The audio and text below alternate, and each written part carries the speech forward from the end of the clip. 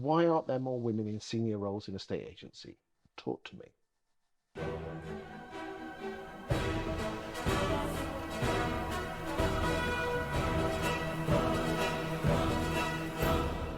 Oh, we could be talking for a while today, Chris, if we really wanted to.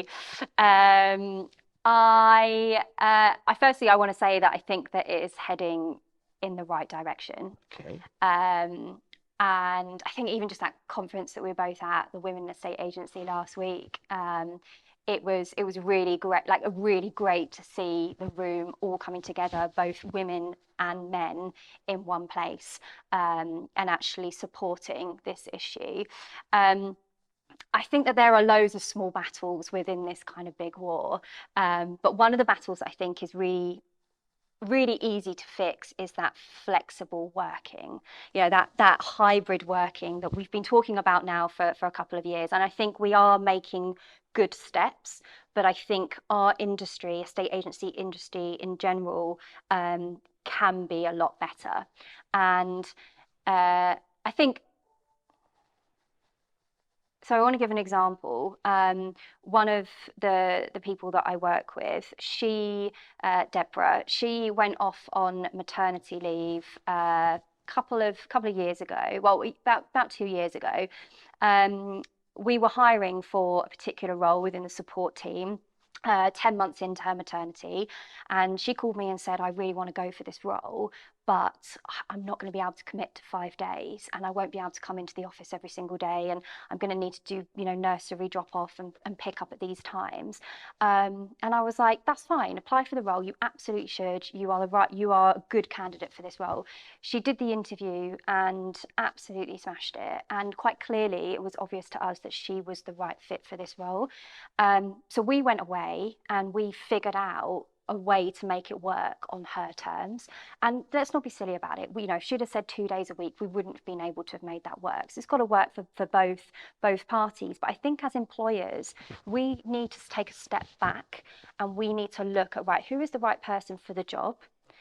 Just I think a lot of people would have said, she'd been out of the industry for 10 months, and the team's changed and things have changed, and she can only do 4 days and she'll need to leave at 4:30. This isn't going to work. When actually, if you do take a step back and you actually have a look at the sort of the age that we're in now, you can do a job 4 days a week. And just because you have to leave at 4:30, she'll be on her computer at 8 o'clock finishing off some emails. Like, that flexible working piece, I think, is a big thing. And I think it's great that we're making strides, but we need to push on further, because that, I think, will open the door and the opportunities for a lot of working mums coming back to be able to kind of step into those roles. And isn't it great that she came back off of maternity into a promotion? And I'd love to see more of that. At the Women in Estate Agency conference, something that got brought up was imposter syndrome. Mm-hmm. Every single person that's ever sat on that sofa suffers from imposter syndrome. Yeah.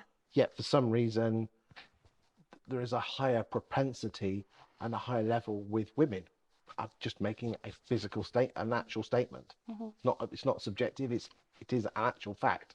Yeah. I didn't know that. How do you? Because I know you've said before we switch the cameras on, you have imposter syndrome, even though you are 32 years old, MD of a national firm. How have you battled over your imposter syndrome so we can help the boys and girls at estate agency land? For me, I think I've been lucky to have the support.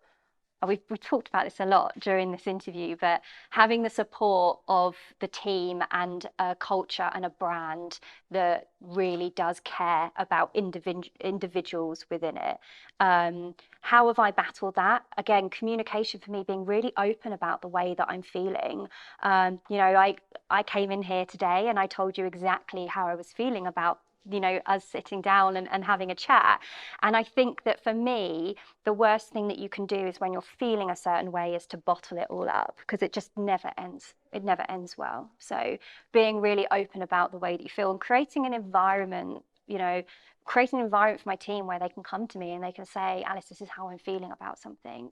And for me to be able to know how they're feeling so I can respond appropriately. And I think that is definitely something that I've been lucky enough to experience within Nested myself, is being able to go to my boss and say, this is the way that I'm feeling about something.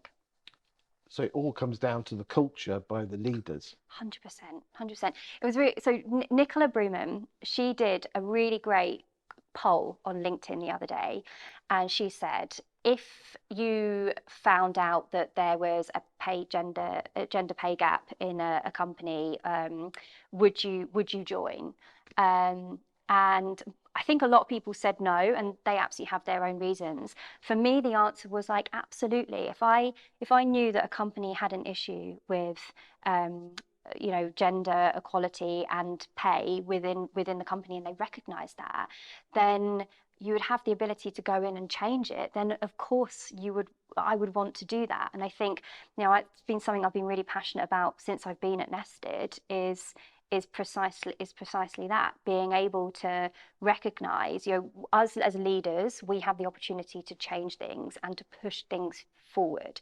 And I think there are so many women now, to come back to the answer in your question, that are in those positions, Helena, Verona, Polly at John D. Wood, like myself now too, we're in these positions, we're strong women and we're successful women, and we have the ability to push this argument forward and debate it even more. So, Well, thank you for your insight.